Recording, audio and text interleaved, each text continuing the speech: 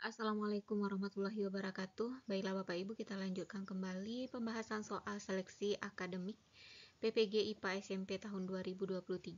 Kali ini kita akan membahas indikator 29 tentang hukum kekekalan energi. Untuk indikator sebelumnya dapat Bapak Ibu simak di video-video sebelumnya. Indikator 29 berbunyi, disajikan data atau narasi tentang pemanfaatan energi dalam proses biologis makhluk hidup tertentu. Peserta dapat menganalisis transformasi energi pada proses biologis tersebut. Soal yang pertama. Tabel berikut menunjukkan laju metabolik untuk beberapa jenis aktivitas orang dewasa dengan massa rata-rata 65 kg. Laju metabolik untuk orang dewasa bermassa 65 kg.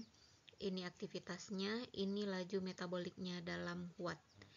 Seseorang yang bermassa 65 kg melakukan kegiatan rutin berlari pagi selama 1 jam per hari. Maka, perkiraan besarnya energi yang ditransformasikan untuk berlari selama 10 hari adalah, ini 1 Joule itu adalah 0,24 kilokalori. Pilihan jawabannya A sampai dengan E.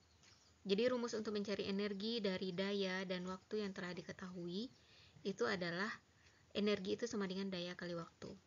Cuman waktunya itu harus dirubah ke dalam bentuk sekon. 1 jam itu adalah 3.600 sekon dikali dengan 10 hari 36.000 sekon. Kemudian kita lihat daya untuk berlari pagi. Berlari pagi dayanya 1150 dikali 36.000 dapat 41.400.000 dikali dengan 0,24 kalori, karena jawabannya dalam bentuk kalori. 9.936.000 kalori diubah menjadi kilokalori dibagi 1000. Jawabannya adalah 9.936 kilokalori. Soal kedua. Masih laju metabolik untuk orang dewasa yang bermassa 65 kg. Sekarang, jika seseorang bermassa 65 kg dalam 24 jam melakukan bermacam aktivitas yang dapat dikategorikan ke dalam 4 kelompok, yaitu tidur 6 jam, kerja fisik moderat 3 jam, aktivitas ringan 5 jam, dan duduk berdiri di kantor atau rumah atau di perjalanan 10 jam, maka perkiraan besarnya energi yang ditransformasikan oleh orang tersebut adalah, ini pilihannya. Berarti kita cari satu persatu. Untuk tidur 6 jam dirubah ke sekon 21.600. Energi untuk tidur itu adalah laju metaboliknya tidur itu 70. 21.600 kali 70. Ini dapatnya.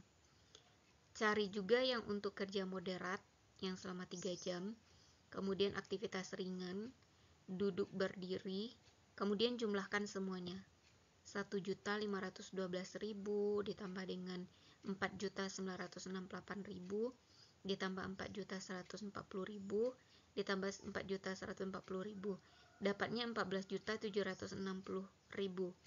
Kemudian itu sama dengan 1,476 kali 10 pangkat 7.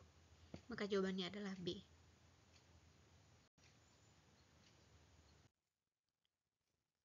Selanjutnya, Sunton mengkonsumsi 10 gram karbohidrat dan 10% energinya digunakan untuk latihan angkat beban 20 kg setinggi 0,5 meter. Jika energi karbohidrat adalah 4 kilokalori per gram, 1 kilokalorinya itu 4,2 kilojoule, maka Sunton dapat mengangkat beban sebanyak titik-titik kali. Jadi, sesuai soal, terjadi transformasi energi dari energi kimia, yaitu karbohidrat, menjadi energi potensial gravitasi, yaitu mengangkat beban. Kita cari dulu energi kimia makanannya.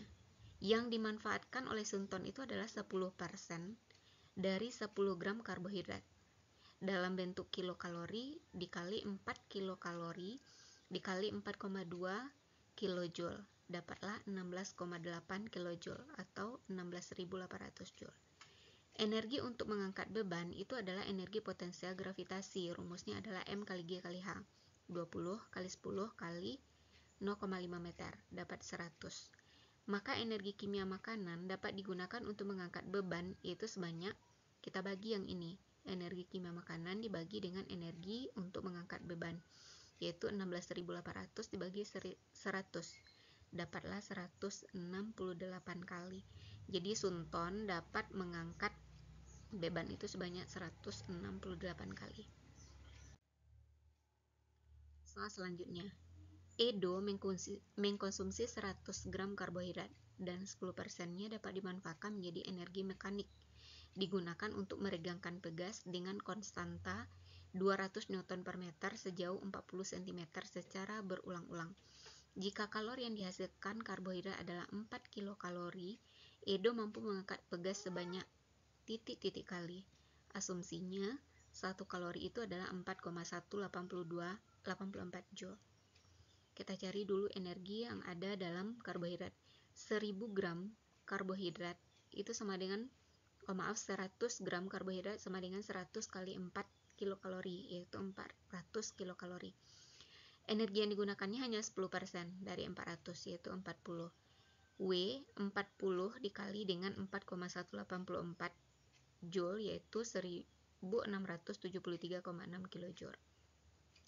Kemudian konstanta pegas 200, kemudian X-nya 0,4 meter. Jadi 40 cm diubah ke meter. Jadi berapa kalikah pegas itu dapat meregang? Jadi W sama dengan N, itu banyak kalinya, setengah kali K kali X kuadrat.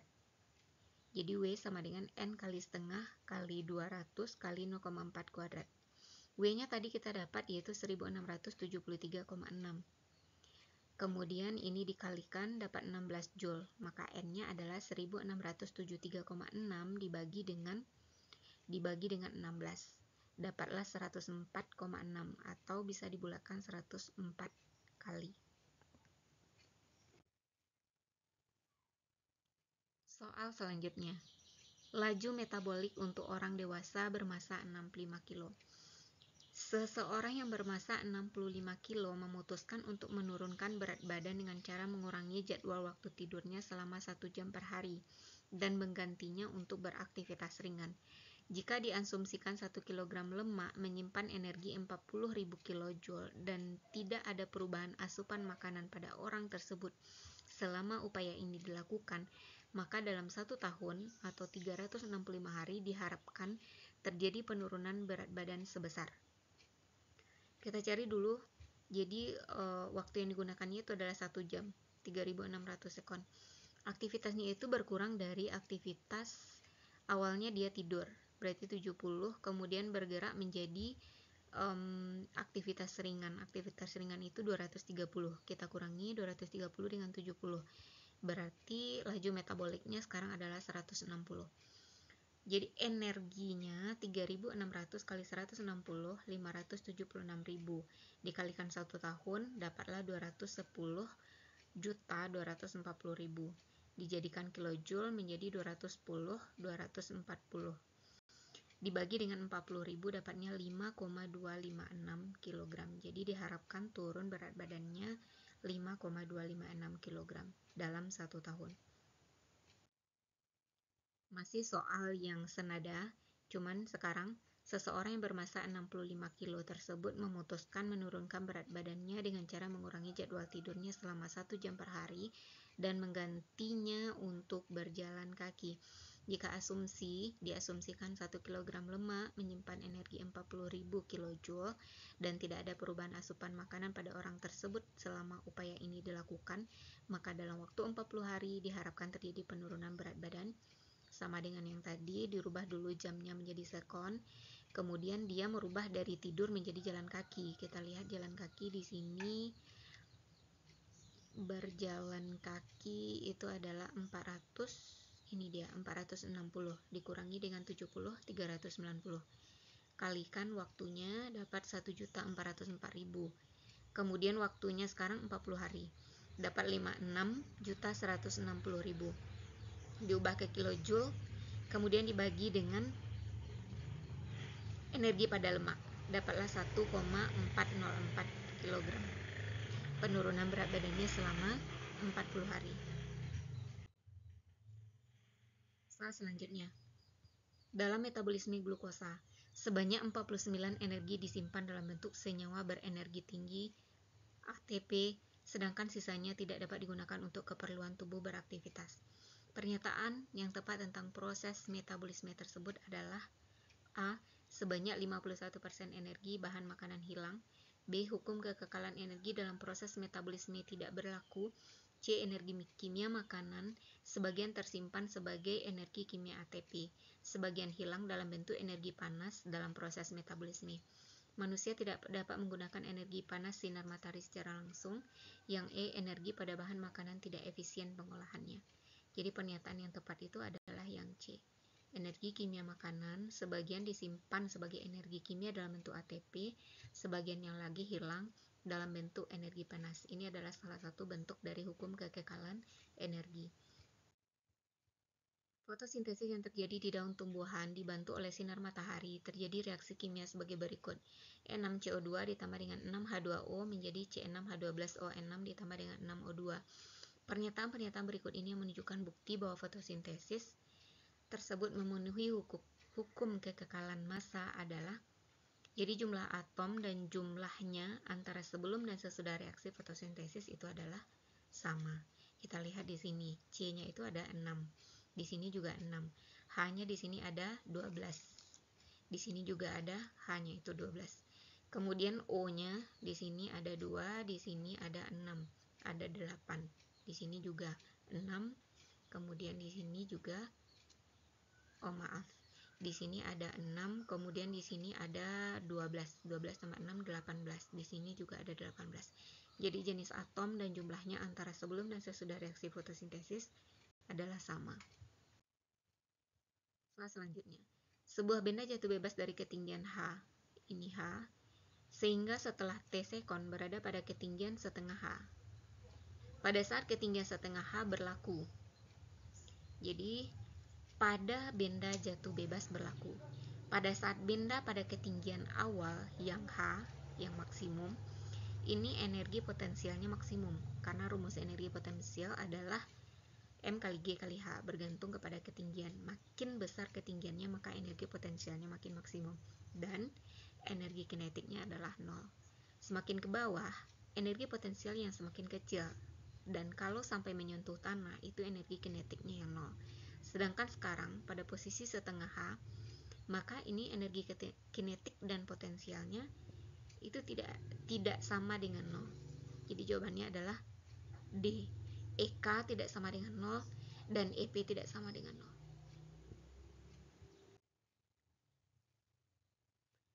Soal selanjutnya. Sebuah balok meluncur turun di atas bidang miring dengan besar kecepatan yang semakin besar. Ketika balok meluncur turun, maka energi potensialnya menurun, energi kinetiknya meningkat. Sama dengan konsep sebelumnya. Seseorang mendorong sebuah balok di atas bidang datar dengan besar kecepatan tetap. Ketika balok bergerak, maka energi kinetik dan energi potensialnya tetap. Seorang mendorong naik sebuah balok di atas bidang miring dengan kecepatan tetap. Ketika balok bergerak naik, maka energi potensialnya meningkat dan energi kinetiknya tetap. Soal terakhir, perhatikan gambar proses fotosintesis. Pernyataan yang paling benar tentang keberlakuan hukum kekekalan energi pada proses fotosintesis adalah, jawabannya C, energi panas matahari dirubah seluruhnya menjadi energi kimia yang tersimpan di dalam tubuh, misalnya buah. Demikianlah Bapak Ibu pembahasan untuk indikator 29, semoga bermanfaat. Saya sudahi dengan Assalamualaikum warahmatullahi wabarakatuh.